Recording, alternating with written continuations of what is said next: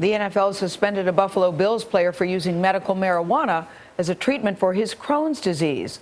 Offensive lineman Seantrel Henderson received his second suspension yesterday. The 10-game punishment will stretch into next season. Despite a growing number of states legalizing marijuana for both medical and recreational purposes, it is still a banned substance in the NFL. Dana Jacobson spoke with one player who's pushing for a change in the league. Dana, good morning. Good morning. Cannabidiol, or CBD, is a compound that actually comes from the marijuana plant. It contains so little THC, that's the psychoactive component of pot, its manufacturers claim it technically doesn't even qualify as marijuana under federal law.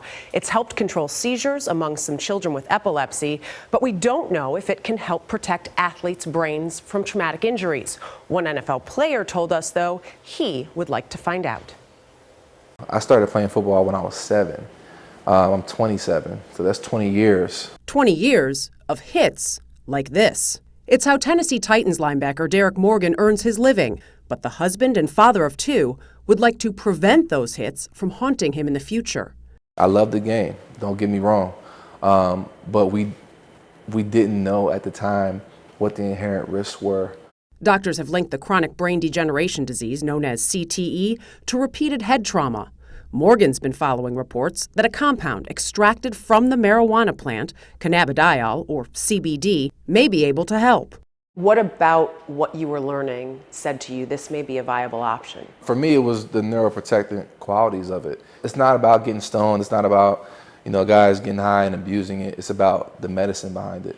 Morgan is the only active player publicly calling on the NFL to look into the benefits of CBD.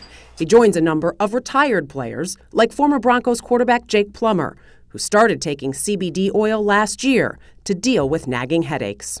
I was open for anything at that point to try, and once I tried it and was consistent on CBD, that's when I realized, wow, this stuff works.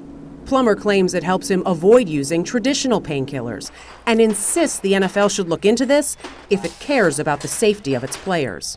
It's really a no-brainer. It's an awful way to say this, but it is. It's a no-brainer for the brain. Save the brain, you save the game. Have you been using it? No, it's too much of a risk as far as with our substance abuse policy that we don't know how it's going to show up on a test. In a statement, the NFL said its top priority is the health and safety of our players, but that medical experts have not recommended making a change or revisiting our collectively bargained policy and approach related to marijuana. Any change to the league's drug policy would require a revision to the collective bargaining agreement with the NFL Players Association. NFLPA Assistant Executive Director George Atala says it's important to take a methodical approach to the issue. I think that we can't get ahead of the medical and scientific community on this. But the scientific community hasn't gotten far. Where are you in the process of research right now? At the very beginning, unfortunately. Ryan Vandry studies the effects of marijuana at Johns Hopkins University. He's collecting surveys from current players to see how athletes deal with pain. He says we still have a lot to learn about the long-term impact of medical cannabis. It may be beneficial for a number of these health conditions, but it may also be harmful. And we don't have a good enough understanding. There's not enough data for us to be able to predict for any one person, is it going to be more helpful than harmful? And how you study the impact of a drug on NFL players when they aren't allowed to use it is the quandary for supporters like Derrick Morgan. What do you want the NFL to do in regards to medical marijuana? The NFL prioritizes player health and safety, but when you prioritize player health and safety and you say that and you proclaim that that's one of your main initiatives, you have to look into everything that's out there, and cannabis has been something that has been showing promising results.